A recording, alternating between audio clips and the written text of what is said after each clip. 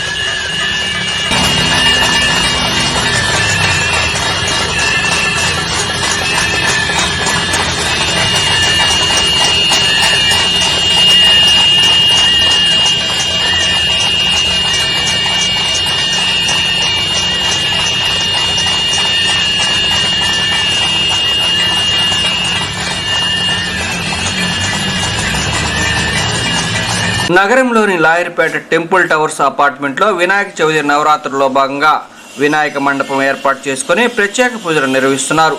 అందులో భాగంగా శనివారం రాత్రి తెలుగుదేశం పార్టీ మహిళా నాయకులు గోరుంట్ల అనురాధ ఆధ్వర్యంలో నిర్వహించిన గణపతి స్వామికి ప్రత్యేక పూజలు నిర్వహించి అన్నప్రసాద వితరణ చేశారు. ఈ సందర్భంగా మాజీ శాసనసభ్యులు తెలుగుదేశం పార్టీ రాష్ట్ర ఉపాధ్యక్షులు దామచల్ల జనార్దన్ రావు మరియు వారి సతీమణి నాగ సత్యలత దంపతులు వారి కుటుంబ సభ్యులు ముఖ్య అతిథులుగా పాల్గొని ప్రత్యేక పూజలు నిర్వహించారు. అనంతరం గోరంట్ల అనురాధ, దామచల్ల జనార్దన్, నాగ సత్యలతలను ఘనంగా శాలువాలతో సన్మానించారు. అనంతరం భక్తులకు తీర్థప్రసాద వితరణ చేశారు. ఈ కార్యక్రమంలో తెలుగుదేశం పార్టీ నాయకులు, కార్యకర్తలు, మహిళా నాయకులు భారీగా హాజరయ్యారు. జన్మ కర్మ సాంఘాతిక సాముదాయిక వధవైనాశిక మానసిక వృత్తి అంతఃగ్రహవశాత్ భావగ్రహవశాత్ అక్షగ్రహవశాత్ తదరిష్ట పరిహార ద్వారా సతతం శుభఫలాప్తిరస్తు. పరసిద్ధి వినాయక స్వామి దేవతా కృపాకటాక్షేణ శత్రు సంహారణమస్తు. ఆయుర్వేద ముఖావలోకన మాత్రేణ సర్వజన వశమానమస్తు. దూరస్థానసిత సమీపస్థానసిత ఆస్థానసిత విరోధీనాం వాచన్ ముఖం పదం సంభయమస్తు. యహం కీలకమస్తు. శత్రు పవిత్ర పవిత్రో వా సర్వస్థావాంగతో స్మరేత్తు. ఉదరీకాక్షం సభాక్షాభ్యంతరబుద్ధి ఆపోహిష్టామయో భవస్థాన్ ఉజేదాతన మహిళనాయ చక్షుదేవస్య దస్యభాన్ తస్మాతాపో జనయధాజన.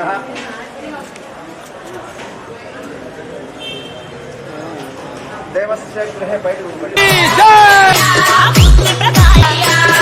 అందరికీ నమస్కారాలు.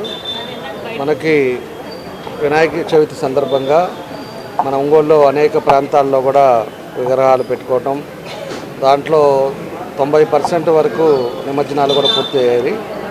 ఇప్పుడు ఇంకా కొన్ని రేపు సోమవారానికి రేపు అన్నీ కూడా నిమజ్జనాలు అయ్యే కార్యక్రమాలు కూడా ఉన్నాయి.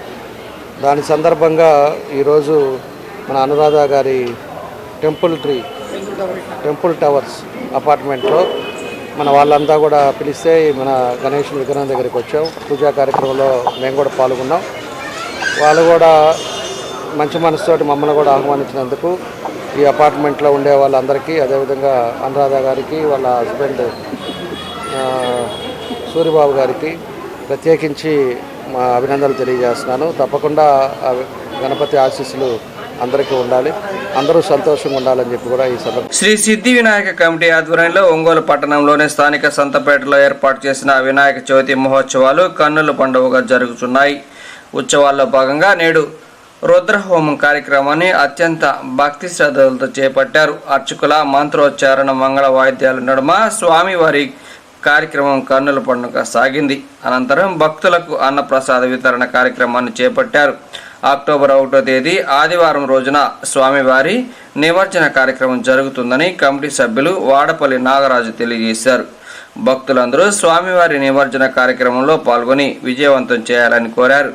ఈ కార్యక్రమంలో శ్రీకాంత్ కేబుల్ చైర్మన్ తోటకూర వెంకట్రావు, వైసాయి, తోటకూర శ్రీకాంత్, రావెళ్ల శ్రీనివాస్ వర్మ, పక్కిల మధుసూదన్ రావు, అర్చకోల రాజశేఖర్ నాయుడు 2024 సంవత్సరం ఈ రోజు వరకు జరుగుతున్న వినాయక చవితి నవరాత్రి ఉత్సవాల్లో భాగంగా ఈరోజు శనివారం జై బోలో గణేష్ మహారాజ్కి గత 2000 సంవత్సరం నుంచి 2024 వరకు ఈరోజు దాకా నవరాత్రి ఉత్సవాల భాగంగా గణేష్ ఉత్సవ కమిటీ ఆధ్వర్యంలో ఈరోజు అన్నదాన కార్యక్రమం జరగడం జరిగింది.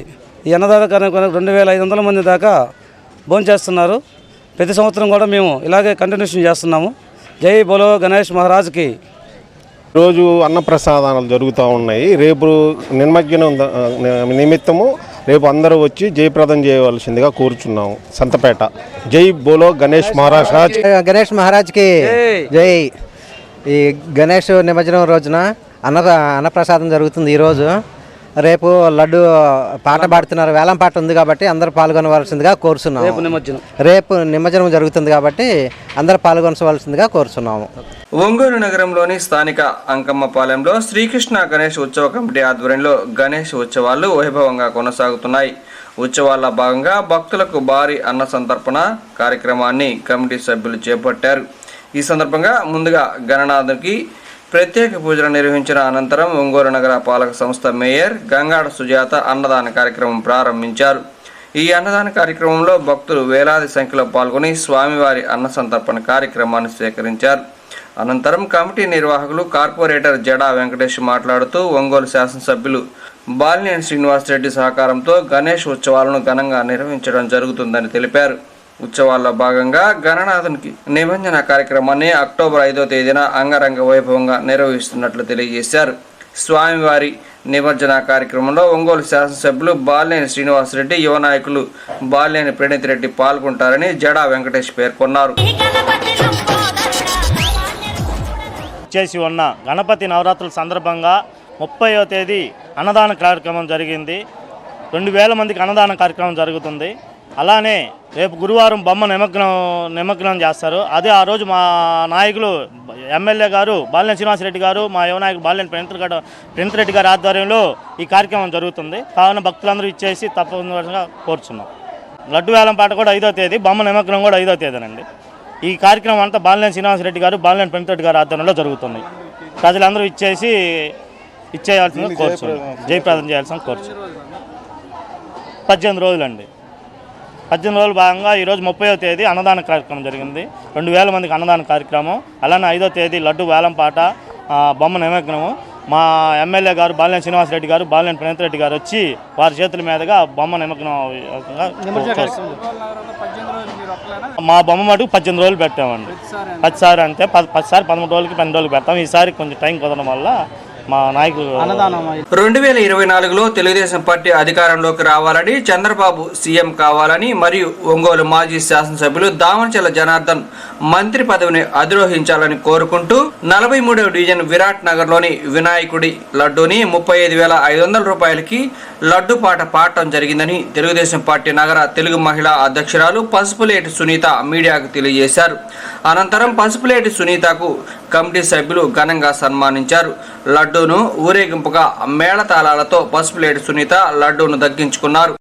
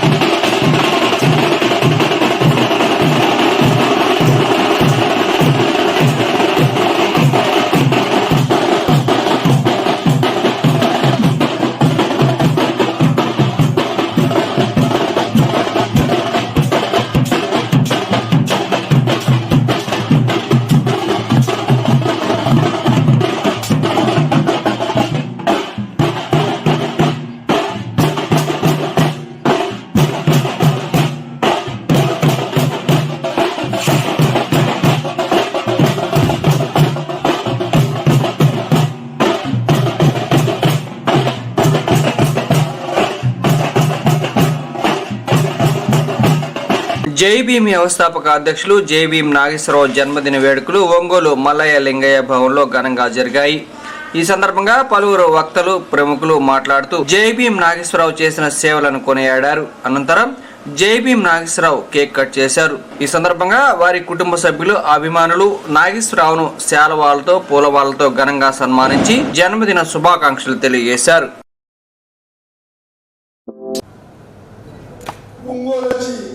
పల్లి కార్యక్రమాలలో పాల్గొన్నటువంటి వ్యక్తులు వీళ్ళు. నాకు ఆరోగ్యం బాగలేనప్పుడు ఇందాక వెంకటరావు మీకు క్లుప్తంగా చెప్పడం జరిగింది. మార్పు రావాలంటే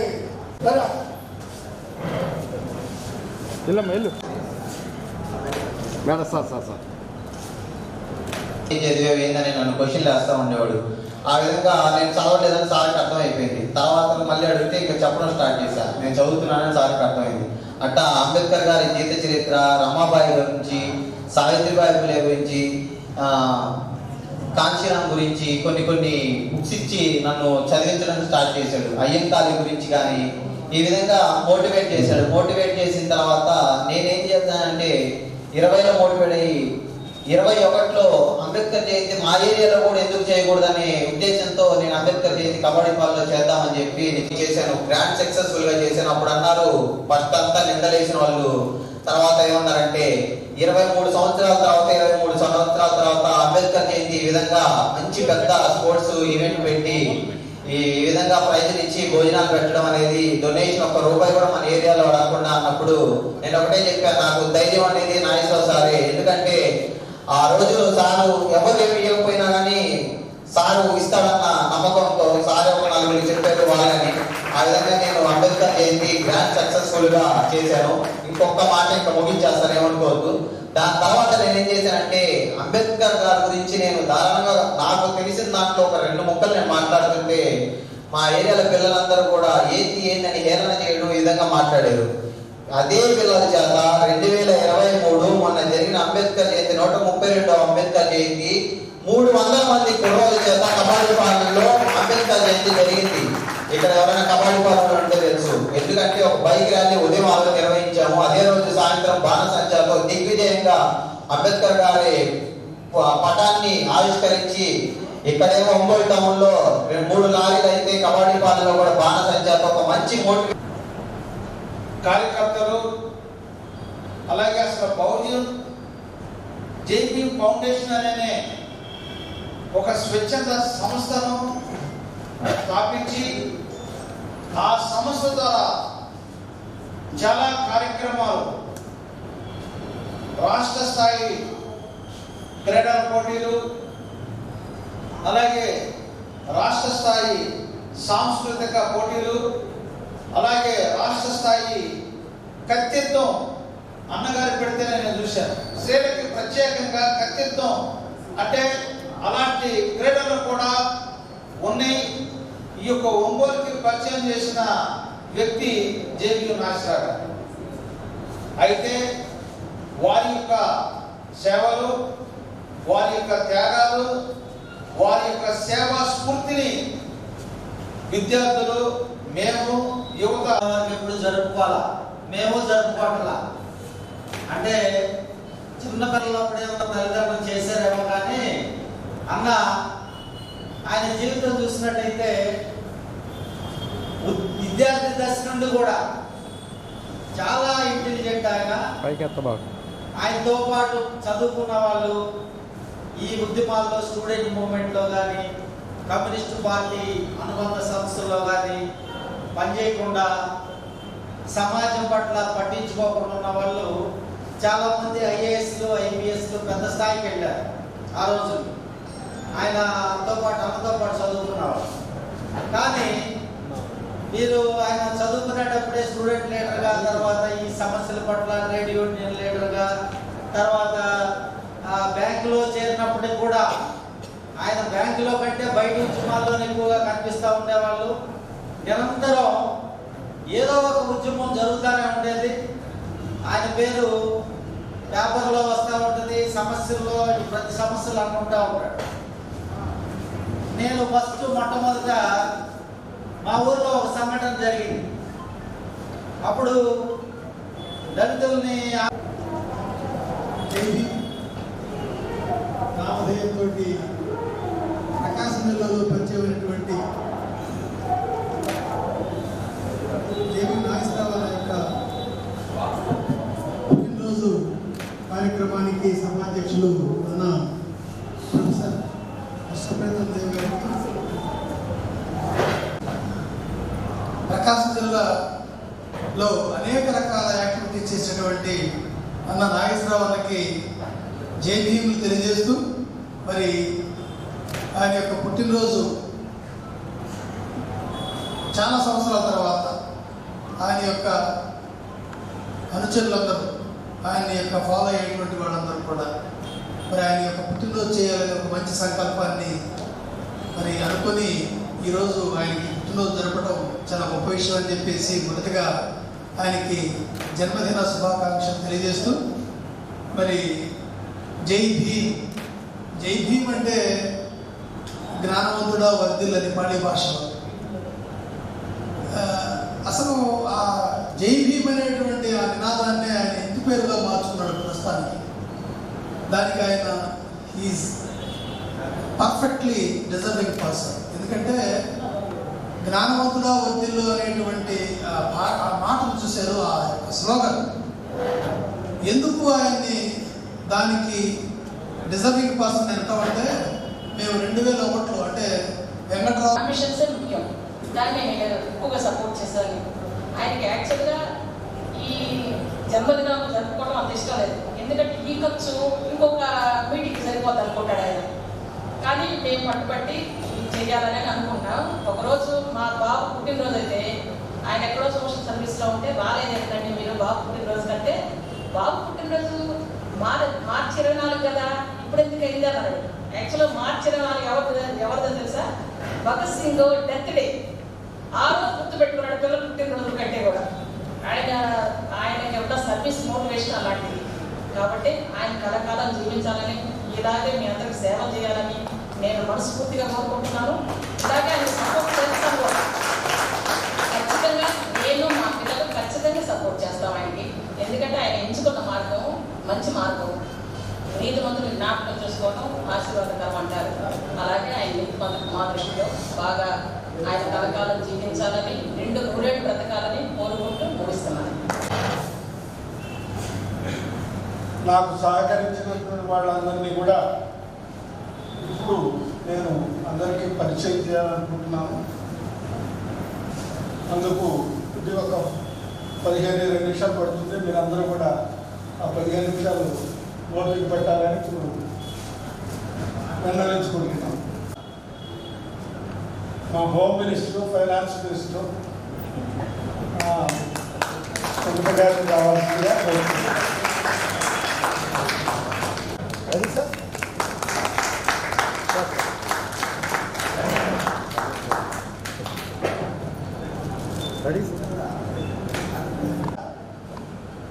చదువుకునేటప్పుడు విద్యార్థులుగా ఉండేటువంటి వాళ్ళతో కలిసి ఉంటుంది. సరే మాతో నేను ఎడ్యుకేషన్ అనేటువంటిది నెల్లూరు. ఆ నెల్లూరులో ఉన్నటువంటి విద్యార్థులు ప్రస్తుతానికైతే ఇక్కడ ఎవరు లేరు. కొంతమంది చనిపోయారు, కొంతమంది నెల్లూరులో ముసలితనంలో ఉన్నారు. కాబట్టి వాళ్ళెవరికి పిలవాలని ఈ సందర్భానికి. పోతే గ్రామంలో ఉద్యమం 1969లో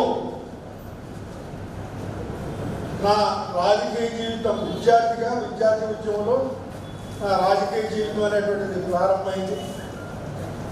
అప్పుడు ఏ శబనం అయితే మేము తీసుకున్నామో విద్యార్థులుగా, వాటికి ఈరోజు కూడా నేను కట్టుబడే ఉన్నానని, అందులో ఇంతవరకు డివియేషన్ ఏం లేదు.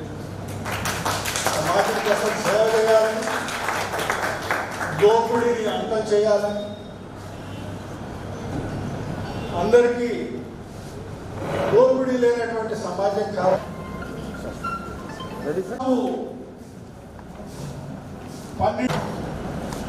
గట్టిగా నిలబడి